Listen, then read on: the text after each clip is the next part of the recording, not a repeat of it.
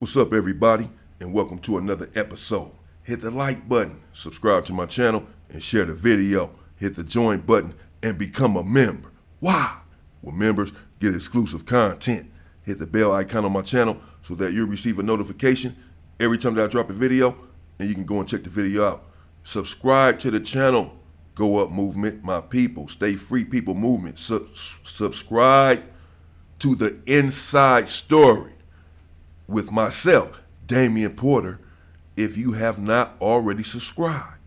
But you're watching the videos. I appreciate you watching the videos, but subscribe to the channel, leave a comment, and leave a like, trying to take the channel to another level.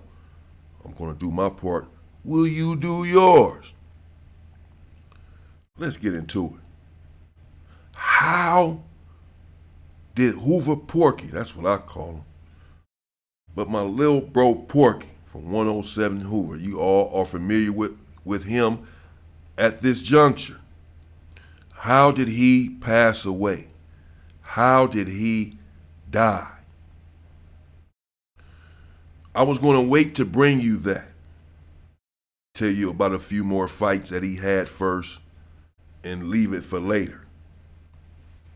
I've decided to go ahead and tell you now. Actually, I told my members this story months ago, over 5 months ago. Because members, why? They get exclusive content. They been got this story months ago. Y'all the ones that are behind. Become a member. I'm going to be careful when I tell this story, bearing in mind that Porky has a family. He has a father who's an OG from my hood, helped raise me. He's a triple OG, in fact. And he has a mother, he has family. And he has a host of friends who love and care about him then and now. I am one of them. But there's nothing really to hold back on because what happened is what happened. But I have to keep in mind that he does have a family, and they may see this. Whenever I'm talking about anyone who has passed away, I must always bear this in mind. And I'm going to bear that in mind now. But I'll still bring you more stories about Porky and some of his squabbles and other violence that he was involved in on the street and in the Los Angeles County Jail. And in prison, I'm sure. And I may indeed be jumping ahead by talking about his death now, and then later on come back with some more stories about him after you already know that, he passed away and how. That's okay. I'm not here to play any games and draw this stuff out for clicks. This is a very serious situation and a very serious story. Someone that I care about lost their life. And yes, he was an imperfect human being. He was indeed violent and dedicated to his gang. But he was also a good person. And we all have imperfections and flaws. Who are you and who am I to judge anyone? We are all imperfect beings trying to better ourselves daily. Porky was no different. Before Porky left and went to prison, he was still there in the Los Angeles County Jail, but he had found himself in high power. How did Porky get to high power? Long story short, if you know, you know. Connect the dots. Go back to prior videos. But I'll just say this. Porky was accused of an unaliving inside of a cell in the Los Angeles County Jail. He was accused of unaliving someone. Now, they didn't really have any evidence on him because no one was talking. But they still put him in high power. They didn't want him on the main line anymore. And while they're in high power, Porky was stressing a little bit.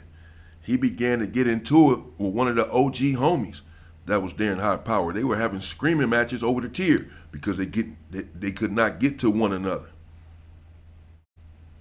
Porky was still fighting his case, understanding and realizing they may try to put another case on him now in unaliving.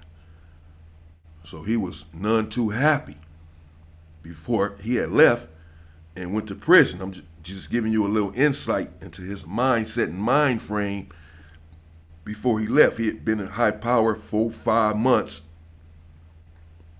in an isolated single man cell with little to no recreation before he left and went to prison. And he had it hanging over his head that they may indeed come and try to charge him with another case.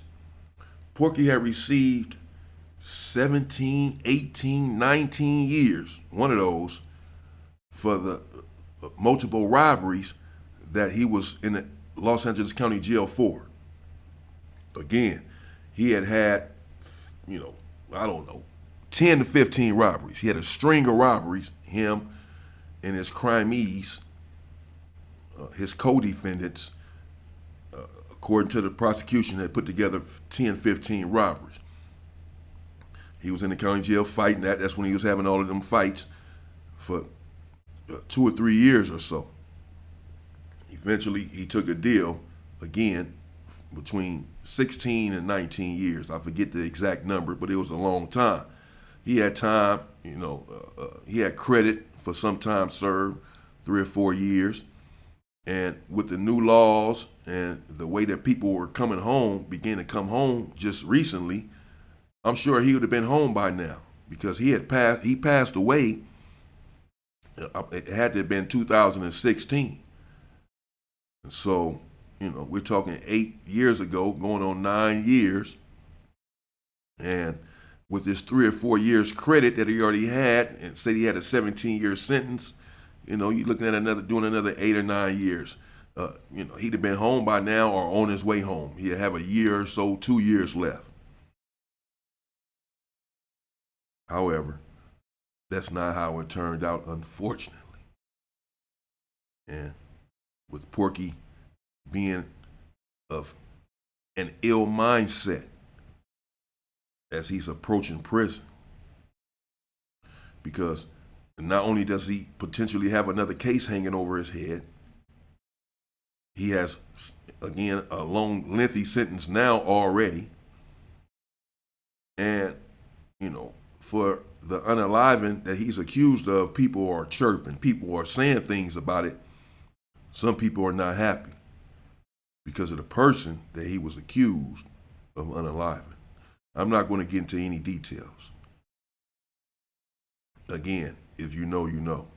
Go back to my prior videos. This is the mindset in which Porky entered Centinela State Prison, the prison I just paroled from. I always say just paroled from, but the prison that I did parole from in April 2022. I was on C yard. Porky was on B yard at this time. And when Porky hit the yard, of course, he was greeted with much love and respect, and I'm sure fear, from some of the opposition. The ones who knew about him and knew about his violent ways in the Los Angeles County Jail and on the street anyway. Yeah, certainly. They had reason to be in fear, even there on the prison yard. From my understanding, Porky was there and he was programming and everything was fine. It's not the county jail. He was not in prison getting into a lot of fights or having stabbings or any of that. He was programming, really, on the road to trying to better himself and come home. And he was indeed, like many people there on the prison yards, caught up in a whirlwind of how to survive. And when survival mode kicks in for most of us, we go to any lengths to preserve ourselves. And when you're there in prison, if you're destitute or need to supplement your income, whatever it is that you have coming in, if it's minute, if it's not enough, then you try to find ways to supplement it. Some people braid hair. Some people cut hair. I saw some dudes in there washing another man's drawers for a couple of soups. you do what you have to do. I don't know. I ain't doing that shit. Well, I'm just saying some people do what they have to do. I don't know. I ain't doing that though. I ain't watching no man draw. But this has happened there in prison. And Porky is there and he's programming and he's not getting to any funk with anyone. And he had moved into the cell with one of the young homies. Now, because of the situation that took place in the Los Angeles County Jail right before he left, that situation took place and he went to high power. He was never back on the main line for anyone to confront him about this unaliving. So people were speculating that he would be confronted about it once he hit prison. And when he did get to prison, as I said, he was programming and everything was going along well.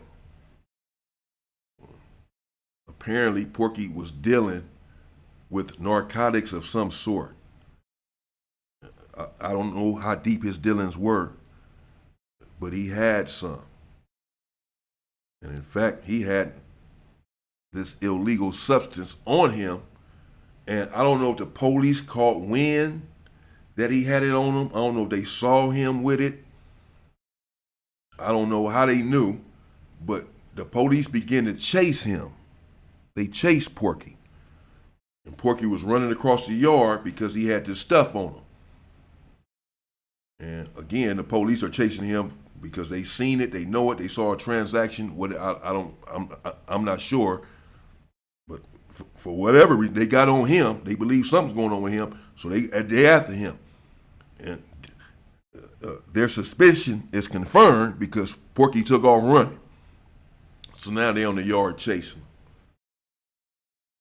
According to reports, Porky swallowed a couple of balloons.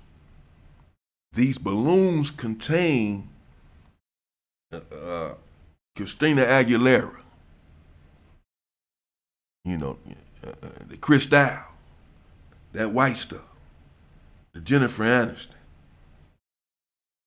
And many people, by the way, have died from swallowing this stuff, ingesting this stuff. In fact, the homie CC from Schoolyard, just when I was in Centinela, I was in 5 block, he was in 4 block. And he had went to the visiting area and got some of that stuff and swallowed it. He had swallowed a lot of balloons. And a couple of days later, he was in his cell sweating profusely and sort of out of it, maybe mumbling, talking to himself sort of thing, hallucinating. And the dudes in the building, the homies, had said, man, we gonna call man down, which is a call for medical attention. They call for medical help. When you call man down, the police are supposed to come running. Medical is supposed to come running because you're down. Something that means there is a medical emergency right now. But CC told him, man, don't call no man down for me. I ain't leaving out here in no stretcher, because men, strong, grown, big men, gangsters, they don't want to be taken out on a wheelchair or on a stretcher, even for a medical reason. They just don't want to do it. They're in prison or in a Los Angeles County jail. I had a medical situation before and they came up there to get me in on a stretcher. I told them I'll walk down there. I'm cool. I ain't leaving out on a stretcher. I'll walk. No, we can't walk. I ain't going there. So a lot of people, they're not going to do it. So he told the homies not to call man down. I guess he said it sort of aggressively. Man, y'all better not call no man down for me. I ain't going no motherfucking man down. So they didn't call man down, as I believe they should have. Not to ascribe blame to anyone, because none of us are perfect and no one knows the outcome of these situations until the outcome materializes. And hindsight is 20/20. We can all look back on situations and say, y'all should have did this, you should have did that, I should have did this, I should have did that. Because we have the benefit of hindsight. Not long after CC Some, suppose someone noticed him passed out in the cell. They called man down, and the police come running up in there, and the nurses took him out on a stretcher. And people were later telling me that they knew that he was dead when he was on a stretcher. He wasn't moving, and I believe foaming out the mouth and this and that. The balloons had burst in his stomach. And CC, shout out to him. Light-skinned, bald head, real strong dude, bro. A real penitentiary type, convict type dude. Real intelligent, worked out all the time, ate right, this sort of militant. He was real militant, bro. CC was real, he a throwback. He was a throwback. Like a lot of dudes could have made it in the penitentiary in the 60s and 70s, even the early 80s. The dudes that's in these penitentiaries now. But he was one of the ones that he could have made it in any era because he was a throwback to those type of guys. Rest in peace to CC. And so it's sort of common. It happens often where people ingest this stuff, and if it's not wrapped correctly, such as the case with CC, whoever brought it to him, not to blame anything on them. I don't know what happened, who it was, I don't know. But whatever happened, it wasn't wrapped correctly. You have to wrap this stuff up 3 or 4 times, 5, 6 times, in plastic, and then 4 or 5 balloons to make sure that the acid in your stomach doesn't bust it, doesn't disperse it. And now it's in your system, all of this stuff. And people end up ODing and dying. This is how they die from it. And so Porky's running from the police, the story goes. Because first I heard a couple of different stories. This is the first. That he was running from the police. They was getting close up on him, and he swallowed the balloons that he had on him. Not wanting to catch any more time. That's a case. You're going back to court and all that. Get 3, 4, 5 years for a case in prison. He already got 9, 10 years more to go. Whatever. He swallowed the stuff. He got away from the police. Then when they searched him or whatever, he didn't have nothing on him. He had swallowed it. So he went back to his cell. He didn't go to the hole, and they ain't had no reason to send him to the hole. He went back to his cell. And once he got back to his cell, I suppose later on that night, something didn't seem right. His cellie later said he was like foaming, like talking to himself and this and that. I don't know. I suppose he didn't think too much of it and went to sleep. But when he woke up, Porky was sitting there on the floor, they say, unresponsive, not moving, sitting up against his bunk, against the bottom bunk, not moving, like his head to the side, foam or whatever coming out of his mouth. An OD. He swallowed the stuff, and just like CC, it burst in his stomach. And he died. The other story is that Porky was just in a cell, and the police was running to the cell or something. He swallowed it right there in the cell and died right there, whichever one. He swallowed it because he was running from the police. And, I don't know how much he swallowed. I don't know exactly what he swallowed. Again, I believe it was the white stuff, the Christina Aguilera. And that's what a lot of people, as I said, are losing their lives from swallowing this stuff. I remember the homie, one of the homies from 7 Folk back in the days got locked up in a police station, and he had some of that stuff. He had some of that, that Crizac, and swallowed it because the police hadn't found it on him yet. And he at the police station now. He was handcuffed and got it out from however he got it out and swallowed all of it like a whole zip, and he passed away. So this is, again, something that's prevalent with people that swallowed, that end up swallowing and ingesting this stuff, and it bursts in your stomach. It's not wrapped correctly. Now, there are some conspiracy theories. Some conspiracy theories about Porky's untimely and unfortunate passing. Some people believe that it had to do with the unaliving that transpired before he left the county jail. That people told him, man, just do this, just take this stuff, and we'll let you off the hook.